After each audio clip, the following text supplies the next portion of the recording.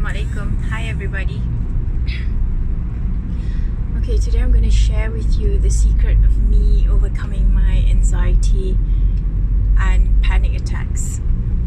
Okay, I think this is important because it's such a horrible experience to ever have to face a panic attack.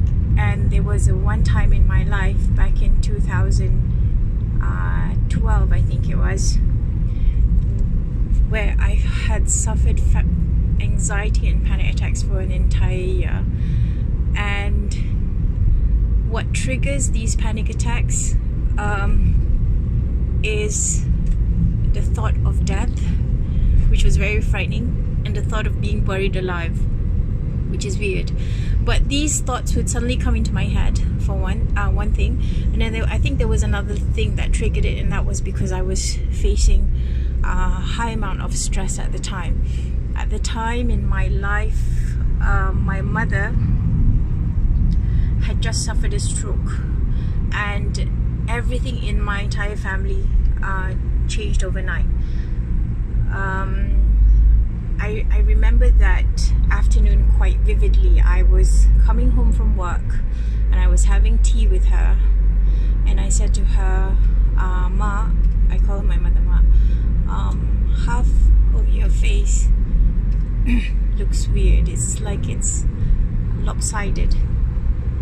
Are you okay? And she says, really? And I said we should get to the hospital right away. And sure enough, when we went to the hospital, she got into the car herself, but when we reached the hospital, she was entirely paralyzed on the left side. And after that, they put her in an induced coma for 3 days and 3 nights. And from then on, everything changed for us, for our family.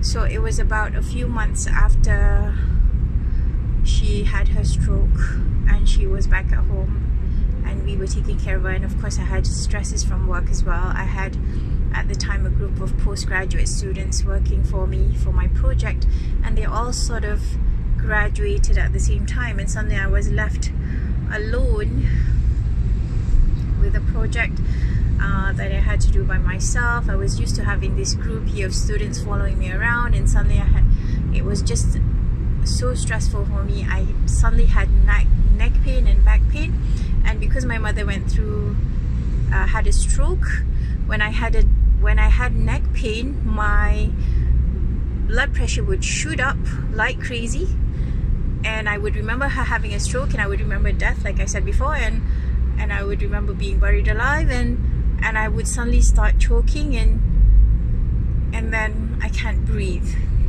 Okay, that was the beginning of it. Then later, I didn't have to remember anything. It would just attack me suddenly. There was one time when I was driving to work, and suddenly my hands were shaking and cold and clammy, and I had the familiar pain in my neck, and I went straight to the medical center, and they sent me straight to emergency because my BP was really high. And in emergency, they gave me a mask to breathe in, which wasn't connected to anything, which was really weird. And when they discharged me, they told me that when I have these panic attacks, I'm really drowning in oxygen, so that if it should happen again, I should just get a plastic bag, or better yet, a paper bag, and cover my mouth with it and breathe in and out slowly. So this happened for a long time, and it was horrible for me. And if you guys Google panic attacks on YouTube, you'd see people have them, and it looks like they're acting, but they're not, and it's a horrible feeling because you literally feel like you're dying. So this is how I overcame my panic attack, and I'm not kidding you. When I was finally free from this condition, it felt like a weight had been lifted off my shoulders, and I literally felt sad, because of course when you have a big challenge such as this in life, you are very close to your maker, and you pray day and night, and you consistently seek his help. And I felt quite sad when I stopped having, I could literally feel it was as if there was a weight off my shoulders. I was sitting one night and I was thinking about my panic attacks, and then I literally knew that I was cured. It just left me, and I haven't had a panic attack since. Okay, so I'll tell you what I did. And this is after a lot of research and a lot of frightening experiences, a lot of trips to the hospital, and a lot of physiotherapy sessions for my back and neck. Literally, I went to the hospital physiotherapy center twice a week because of the pain in my back and in my neck. They said it's a vicious cycle. You get pain in your neck, you get a panic attack. You get a panic attack, you get a pain in the neck, and it was horrible. So this is what I did. Every night before I went to bed, I would turn on the second surah in the Quran on YouTube along with translation. It's called Surah Al-Baqarah, which means the cow. And there are a few hadiths, sayings from the Prophet ﷺ that the jinns and the shaitans, they really hate, they really stay away from houses where this surah is being read, recited. And it's a very long surah. It's one of the longest surah in the Quran, and if you read it, it will take you, if it was me, it would take me about at least 45 minutes to an hour. So what I did was I would turn it on, of course in YouTube, on my phone, and I would leave it playing by my bedside. Okay, the next thing I did was I would go to bed early, right after Isha, which is around 8:45. So at 9 I would be in bed, but I would be up really early in the morning. And I'm telling you, there was no time in my life where I did the night prayer except when I had this horrible panic attack. So I would get up every morning at 4, and in English you would say meditation, but in Islam you would say I would be in the tahajjud prayer. I would do 4 rakat of tahajjud and 2 rakat of hajat, and I would literally pray to Allah to get rid of this condition for me, because really you cannot, it's something that is happening in your subconscious mind. You cannot not have a panic attack when it's coming. It comes and you literally feel like you're going to stop breathing. So I would pray to Allah to protect me from this condition, to heal me. And it took me night prayers for at least 6 months. 6 months before that morning when I felt that there was something being lifted off my shoulders and I was cured.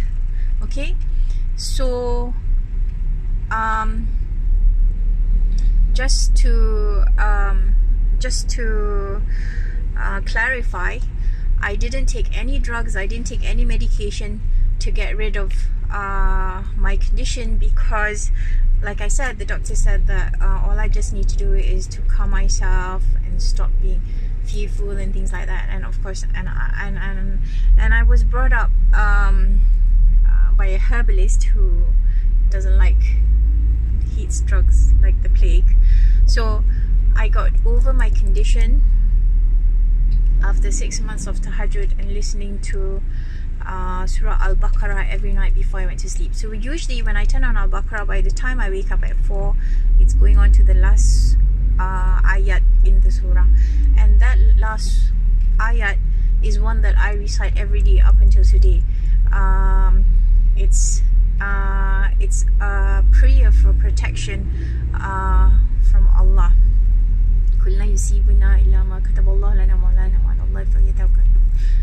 No, not that one. Anyway, that is how I actually overcome a panic attack, and I'm sharing it with you now because I see a lot of videos on people having panic attacks. They actually record it, and some of them are non-Muslims, so I don't know how this can help. But I guess there's no harm in you trying to open up Surah Al-Baqarah, the second surah in the Quran, and listening to it and learning the translation of it. There's no harm in trying. And if you have any questions or if you need any help, I'm willing to